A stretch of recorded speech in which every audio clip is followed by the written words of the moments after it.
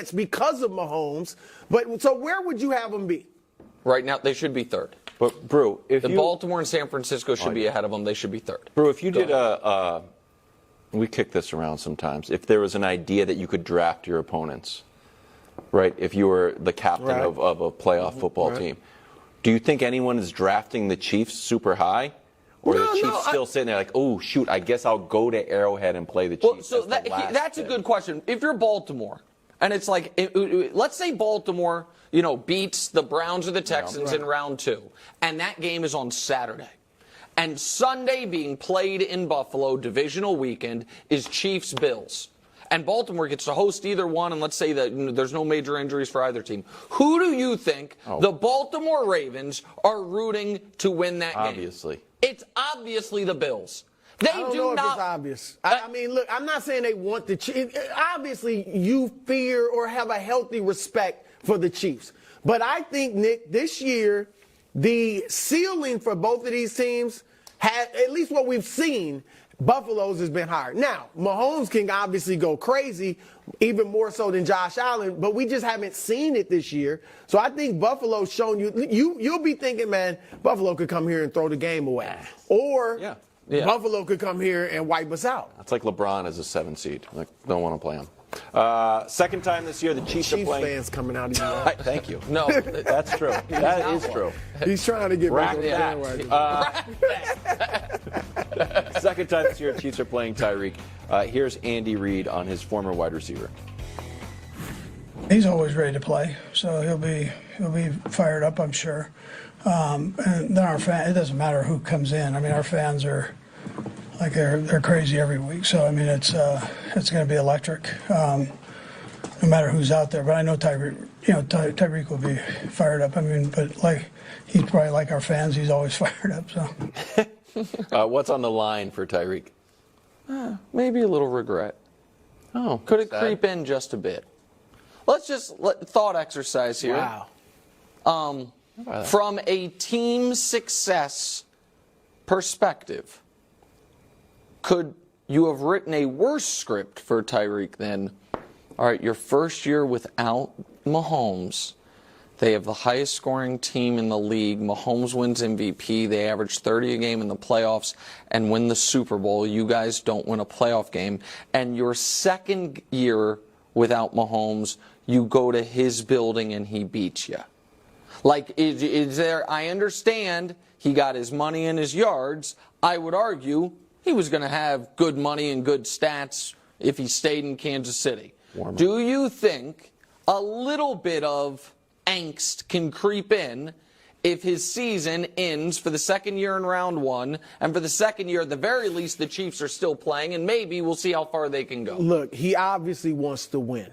And if he were in Kansas City, they would be probably the 1 seed and favorite to win the Super Bowl, at least right there with San Francisco. Maybe with the number 18 defense, but yeah, well, go ahead. Well, I think he has nothing to lose. He's a wide receiver. Wide receivers are not judged by Super Bowls. That's why I said he wants to win. And so I don't want to if they lose to the Chiefs, he's like, man, I want to get. But this dude's already got a Super Bowl. And Terrell Owens, Randy Moss didn't even win it with Tom Brady. All right, Larry Fitzgerald, Calvin Johnson. You're right. But Calvin Johnson, none of those guys have even won 1 Super Bowl ring. Yep. Tyreek's won 1. And Nick, this is why I completely disagree with the regret thing. Because his numbers have been decidedly better in Miami than they were in Kansas City. And in Kansas City, sure, we were talking about he was a great receiver. No one was talking about him as a top 5 all time and definite. I mean, Hall of Fame, he probably would have made it. But here's what I'll say. Yeah.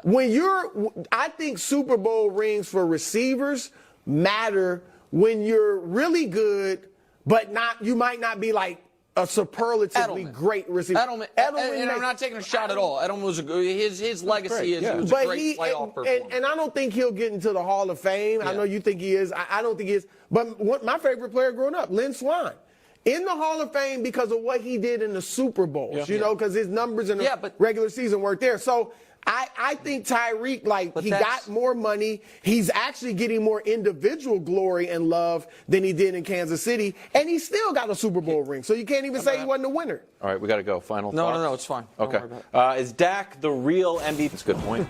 A battle of Miami's #1 scoring offense versus the 9th best offense in Kansas City. Mahomes confident that his offensive squad will get back on track. Take a listen. I'm extremely confident, not only in our offense, but in the football team. You see how the defense is playing.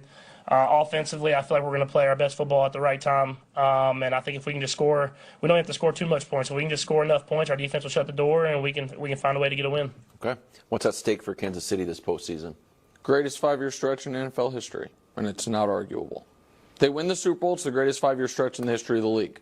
Right now, the 5-year stretch they just completed, Mahomes' first year as a starter through last year, is outside of the top 5 best, at a half decades, because the Steelers had 2 in the 70s, kind of overlapping, where they won 3 in 5 years. The Pats' first run, the Cowboys in the 90s, those are the best ones. That are not the very best. The very best is the New England Patriots from 14 to 18.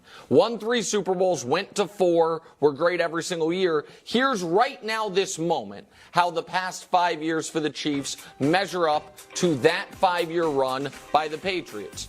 You'll see the regular season stuff, identical, postseason losses, identical. You can look at it. If they win the Super Bowl, show it to us what it will look like. Well, same division titles, same conference championship appearances, same Super Bowl appearance, same Super Bowl wins, better playoff win-loss, better regular season win-loss. And that's right now the gold standard. That's right now the best 5-year run ever. So we can argue, Brew, about whether or not they're going to do it, whether it's realistic. But if they do it, it is inarguable. It's the best 5-year run ever. And what starts becoming arguable is, well, given what everyone has said about the Chiefs' offense this year and the receivers and all of this, does this right there, that moment, put Mahomes in the GOAT conversation? Our friend Colin is already, I think, soft launching a Andy Reid GOAT coach conversation. Come on, that's I know you don't. I know you don't like it. That's an absurd. But I think Brew makes the point about Andy, whether it's Donovan McNabb or Kevin Cobb or Alex Smith or Mike Vick, or you get the best of all these guys. And Belichick, if there's such a thing as legacy going backwards, it certainly had its reverse, horns on for the last couple of years. I'm not saying I would go there, but it will be out there. But the Chiefs having the best 5-year run ever will be definitive if they can finish the deal this year. Look, I don't disagree with a lot of what you said. I'm glad you took that positive route. All right, and that's fine. If they lose, they're not even a dynasty. All right, I think there's clearly, I think it's 5 definitive dynasties in modern NFL history, going back to the 60s. They've all got at least 3 Super Bowl wins, and they all went back to back. And so to me, the Chiefs have to get to 3 now.